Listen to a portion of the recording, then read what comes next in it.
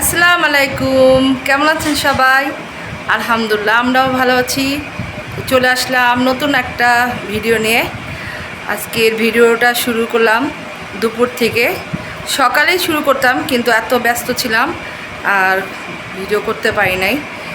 তো আজকে শুক্রবার, আজকে আমার বোন দুলাভাই ওরা আসবে। তো আমার আম্মু রান্না বান্না করেছে, একসাথে সব দুপুরে খাবো। আমি সব কাটাকুটি করে দিয়েছি, গুছিয়ে দিয়েছি, আমার আম্মু রান্না করেছে।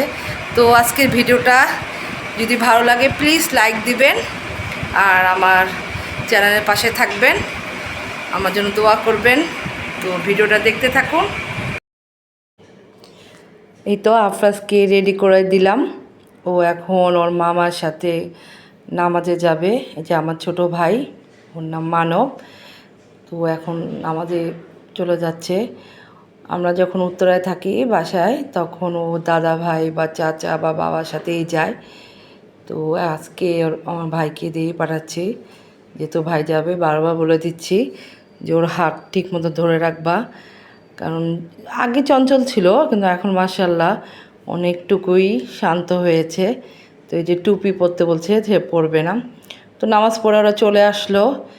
এসে আমার ভাই হাসতে হাসতে শেষ, বলতেছে যে আজকে আফরাজ মসজিদেই ঘুমায় পড়ছিল। আসলে মানে নামাজের ইমাম সাহেব একটু দেরিতেই তার বয়ান শুরু করেছিল, এইটাই হাসতেছে আমার ভাই। বলতেছে ও মানে আমার পায়ে ঘুমায় গেছিলো। তো আমার বোন আসার কথা দুপুরে, এই জন্য সব রান্নাবান্না আয়োজন চলেছে আজকে। কিন্তু ওরা দেরি হচ্ছিলো দেখে আফরাজ আলিনাকে খাওয়াই দিলাম এই ফাঁকে, যে কতক্ষণ বসে থাকবে বাচ্চারা, তাহলে আমার দুই বাচ্চাকে খাওয়াই দিয়ে এর মধ্যে আমার ভাইকেও খাওয়াই দিলাম, যে তুমিও খেয়ে ফেলো, ওরা আসতে দেরি হবে। অবশ্য ওরা আস্তে আস্তে 3টা বেজে গেছিলো। তো এর মধ্যে আফরাজ আলিনাকে খাওয়ার পর শেষ করে ফেললাম। তো ওদের খাওয়ার পরেই আল্লাহর মতো আমার বোন চলে আসলো। এই যে আমার বোনের বড় মেয়ে, এই যে এটা হলো মেজো, আর একটা ছোট মেয়ে, 3 মেয়ে। এই যে দুলাভাই। তো ছোটোটা দেখবেন ভিডিওতে আছে, মাশাল্লাহ 3টা মেয়ে অনেক কিউট, অনেক লক্ষ্মী। তো বোনকে বলছিলাম কী ব্যাপার এত দেরি কেন, আজকে তো রান্নাবান্না সব তাড়াতাড়ি হয়ে গেছে। তো ও বলছে যে কি বলবো, এত জ্যাম। এই যে মেজো মেয়ে মৃত্তিকা, মাশাল্লাহ বলবেন সবাই। ও খুব লক্ষ্মী, কথা খুবই কম বলে, আর বললে ঠাস ঠুস করে বলে, আর নাহলে চুপ থাকে। তো যাই হোক, এই যে টেবিলটা সাজিয়ে ফেললাম।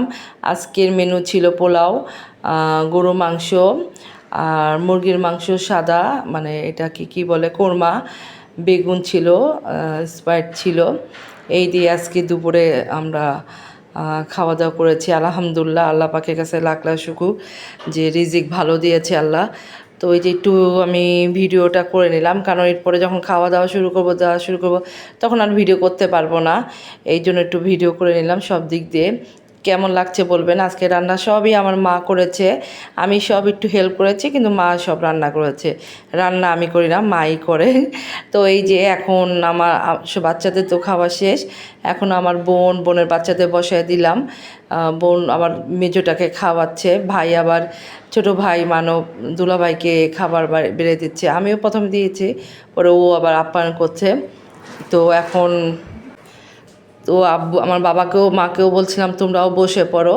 তো এখন বাবা মাও বসে পড়বে, এদিক দিয়ে বোন, তারপরে আমি আমার ছেলেকে খাওয়াইছি। তাও ও বলছিল মা আমি একটু খালামণিদের সাথে খাবো।